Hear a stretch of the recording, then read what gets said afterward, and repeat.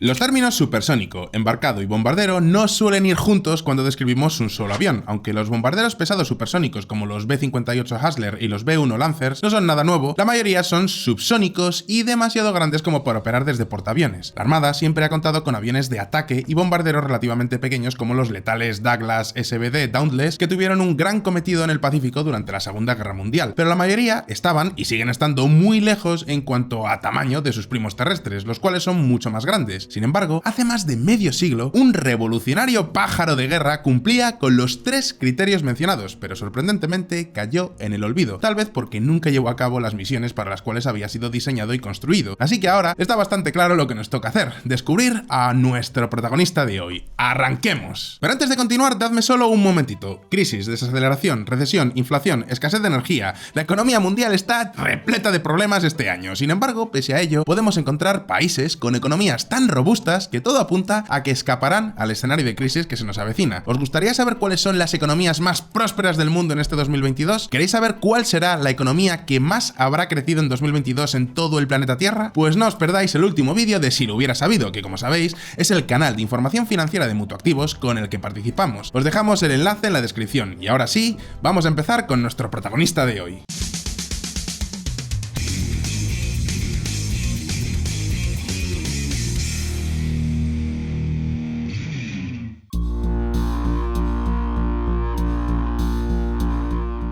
En los años 40 y 50 se produjeron enormes avances en la tecnología de la aviación, aun cuando los fabricantes de aviones, evidentemente, estaban mucho menos consolidados y tenían muchas menos capacidades que hoy en día. Sin embargo, la competencia era feroz y los militares invertían montones de dinero en el desarrollo de nuevos proyectos. Los reactores se habían convertido ya en los motores de última generación, lo que significaba que habían quedado atrás los días de los aviones con motores de pistón poco potentes que despegaban de las cubiertas de vuelo a velocidades irrisorias. Con un fuselaje alargado, una elegante cubierta y unas alas altas en flecha, el North American A-5 Vigilante fue un diseño que se adelantó a su tiempo, tanto en estética como en tecnología. Incluso estando inmóviles, estos aviones parecían estar atravesando la barrera del sonido y definitivamente no se parecían a ningún otro bombardero conocido hasta entonces. Construido para la Armada estadounidense por la North American Aviation con sede en Los Ángeles, el A-5 Vigilante, originalmente designado como A-3J, surcó los cielos por primera vez a finales de los años 50 tras un largo periodo de desarrollo que había comenzado muchísimo antes. Gran parte del trabajo inicial se realizó en las instalaciones de la North American en Columbus, Ohio,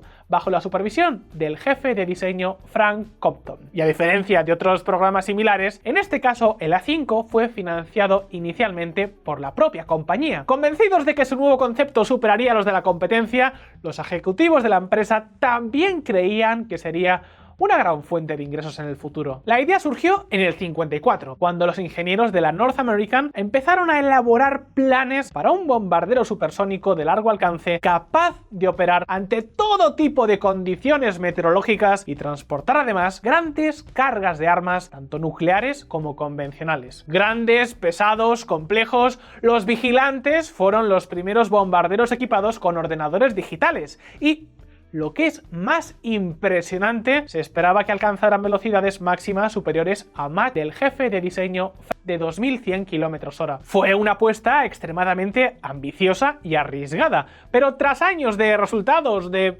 desarrollo prometedores, la Armada finalmente decidió financiar el proyecto. Para ello, el nuevo reactor debería cumplir con requisitos operacionales inéditos como la capacidad de despegues desde portaaviones en condiciones de viento cero. A pesar de los desafíos, para finales de agosto del 58, el primer prototipo del Vigilante realizó su viaje inaugural sobre Columbus, Ohio, con el piloto de pruebas jefe Dick Wenzel a los mandos.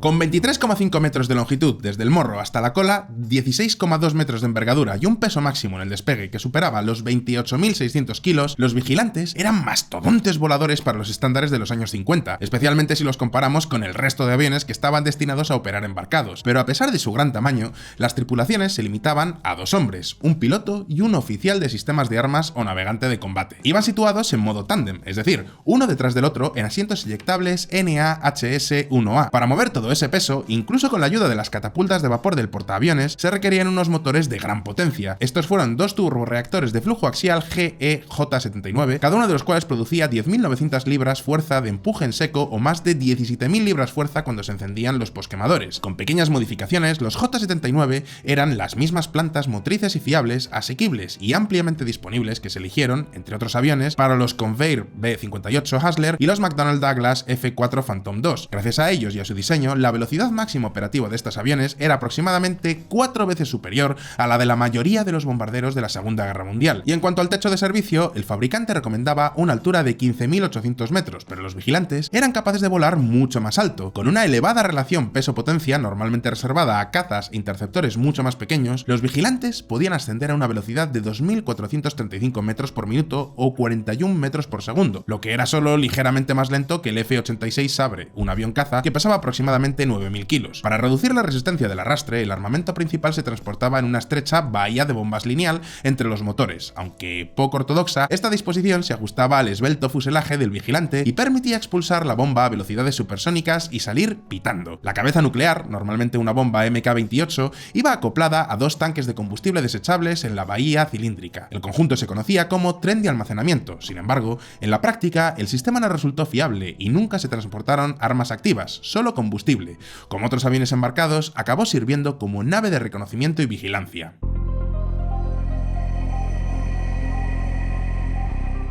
Mucho antes de que se estandarizara su uso en muchos aviones militares de alto rendimiento, los ingenieros del Vigilante incorporaron materiales resistentes y ligeros que ahorraban peso, como por ejemplo aleaciones de aluminio-litio en las alas y en el fuselaje, o titanio para los elementos y estructuras cruciales. Otro material inusual fue el revestimiento de oro para desviar el calor del motor lejos de los componentes electrónicos vitales y las armas dentro de la bahía de bombas. Los ingenieros también incorporaron uno de los primeros sistemas de control de vuelo fly-by-wire o pilotaje por cable, una cámara de televisión a circuito cerrado debajo del morro y un sistema de navegación inercial equipado con un radar basado en tecnologías desarrolladas para el misil de crucero intercontinental Navajo de la misma compañía. El sistema de radar multimodal RANES también sería usado en los vehículos espaciales. North American optó en un principio por un diseño de doble timón,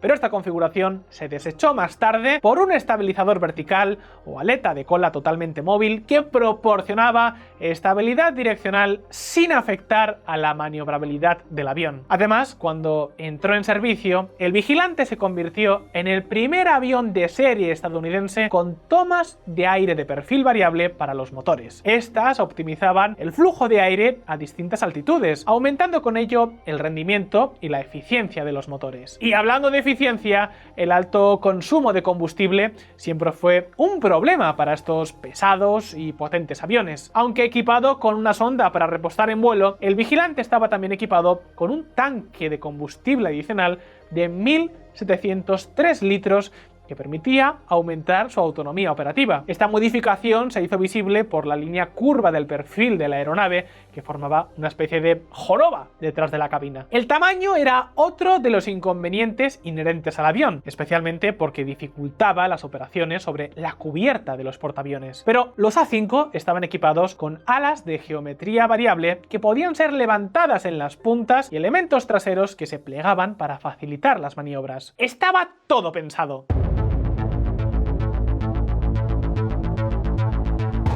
Originalmente destinados a ser bombarderos, los vigilantes se convirtieron finalmente en aviones de vigilancia y reconocimiento, transportando en sus bahías de armas equipos de exploración. Aunque su aspecto era casi idéntico, los RA-5C de reconocimiento tenían una superficie alar algo mayor para compensar los 4.000 kilos extra que tenían que transportar. Como los motores eran los mismos que los utilizados en los bombarderos más ligeros, los vigilantes de reconocimiento tenían tasas de ascenso más lentas, aunque seguían siendo increíblemente veloces en vuelo nivelado. Los RA-5C fueron equipados con carenados ventrales bajo sus fuselajes para albergar material especializado como equipos de filmación, radares de visión lateral, escáneres de infrarrojos y equipos de contramedidas electrónicas. En las bahías en bombas, en lugar de armas, llevaban más combustible para compensar el mayor consumo.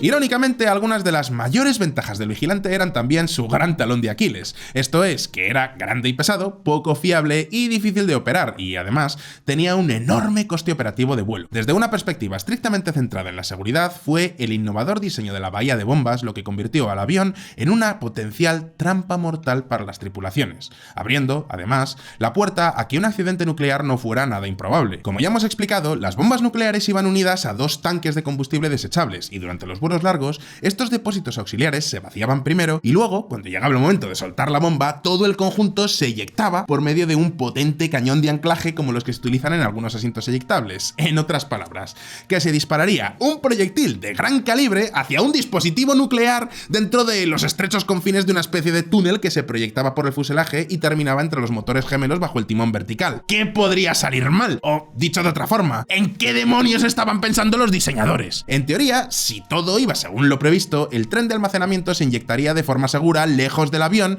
mientras este se alejaba a toda velocidad. Sin embargo, en la práctica era un sistema terriblemente arriesgado y probablemente por eso nunca desarrolló su función principal ni tampoco transportó armas atómicas. Los vigilantes entraron por primera vez en servicio en el verano del 61, reemplazando a los Douglas A-3 Sky Warrior, que habían sido los principales aviones de ataque pesado de la Armada. Muchos de los aviones que se fabricaron en la planta de North American Aviation cayeron bajo la impopular iniciativa de reducción de costes y el plan de designación de 3 servicios implementada por el ex ejecutivo de la industria automovilística y empedernido tacaño Robert McNamara. El objetivo principal del programa era producir aviones polivalentes que pudieran ser utilizados por diferentes servicios como la Fuerza Aérea, la Armada, los Marines, pero en un extraño giro del destino, los heterogéneos resultados fueron a menudo costosos, impopulares y problemáticos. Los primeros servicios del avión tuvieron bastantes problemas, debido en gran medida a la implantación de avanzados sistemas que no habían sido suficientemente testados. Aunque muchos de estos problemas se resolvieron en las sucesivas variantes a lo largo de su carrera, los vigilantes siempre estuvieron plagados de una fiabilidad más bien tirando a irregular. Además, los A-5 se introdujeron en un momento de cambio de política en cuanto al papel de la Armada de los Estados Unidos, que estaba dejando de lado los bombarderos tripulados en favor de los misiles de crucero terrestres y marinos. Estos podían transportar un cono nuclear que sería lanzado desde barcos de guerra y submarinos de forma más efectiva y económica. Como resultado, la producción del bombardero Vigilante se detuvo en el 63 y todos los aviones posteriores que salieron de la línea de montaje fueron reasignados como naves de reconocimiento. A partir de agosto del 64, los RA-5C empezaron a realizar misiones de reconocimiento de ataque táctico en Vietnam. Desempeñaron bien este papel, llevando a cabo peligrosas misiones durante la guerra, pero a pesar de ser rápidos y ágiles y de ser escoltados por Phantom F-4, 18 aviones fueron derribados en combate, 14 por fuego antiaéreo, 3 por misiles tierra-aire de fabricación rusa y 1 por un MiG-21 norvietnamita durante la operación Linebacker 2. También hubo un coste humano equivalente, con 25 tripulantes muertos y otros tantos hechos prisioneros. 9 aviones más se perdieron en accidentes operacionales. Debido a estas pérdidas, las más altas de todos los aviones, entre el 68 y el 70 se entregaron a la Armada otros 36 aviones adicionales. En total, 10 escuadrones RA-5C operaron rutinariamente desde diferentes portaaviones, como el Saratoga, el Independence, el Kitty Hawk, el Enterprise, el John F. Kennedy y finalmente desde los de la clase Nimitz en el Atlántico, Mediterráneo y Pacífico. La mayor parte de las misiones en Vietnam se realizaron con los posquemadores a pleno rendimiento, operando siempre por encima de Mach 1. Pocas semanas antes de la Navidad de 1960, el piloto de la Armada Leroy Heath y el bombardero navegante Larry Monroe establecieron un récord mundial de altitud de 27.874 metros, batiendo la marca anterior en más de 6,4 kilómetros. Y lo más sorprendente es que este récord se mantuvo durante más de 13 años hasta que se hizo añicos en 1973, cuando un Y-155 ruso, antecesor del famoso MiG-25, ascendió a unos asombrosos 32.918 metros. Transportando una carga útil de 1000 kilos, Heath llevó a su vigilante a más de Mach 2,1 en un ascenso balístico pronunciado que lo impulsó mucho más allá de la altitud a la que sus alas eran capaces de crear sustentación. Poco después, los motores se apagaron debido a la falta de oxígeno y el avión se volcó sobre su espalda. Para enderezar la aeronave, el piloto soltó casualmente el mando y mientras caía en picado en un aire cada vez más denso, pudo recuperar el control y hacer la transición a un vuelo nivelado cuando las alas volvieron a crear sustentación.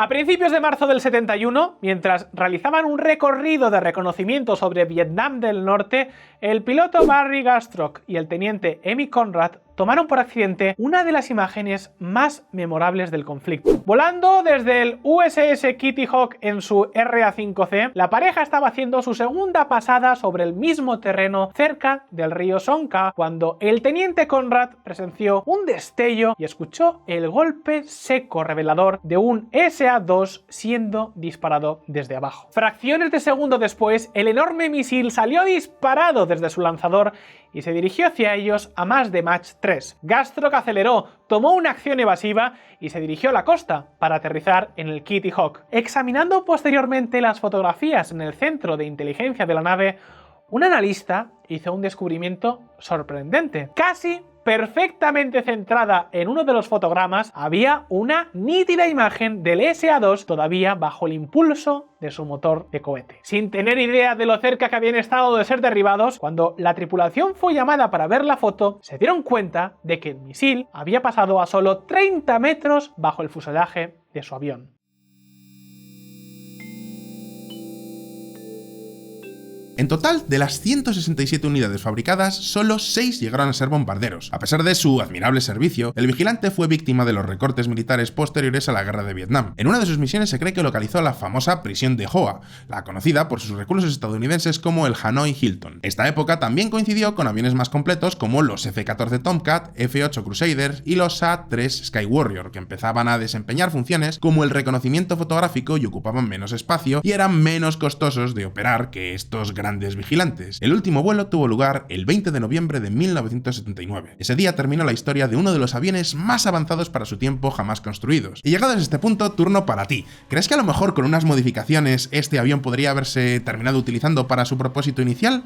¿Qué otros aviones te gustaría que investigásemos para contártelos aquí en Megaprojects? Podéis dejarme vuestra respuesta en los comentarios y como siempre, no olvidéis que aquí en Megaprojects sacamos vídeos nuevos todas las semanas, así que suscribíos a este canal y dadle a la campanita para no perderos ninguna de nuestras actualizaciones. Si os ha gustado este vídeo, dadle a like y nos vemos en el próximo. Un saludo y hasta pronto.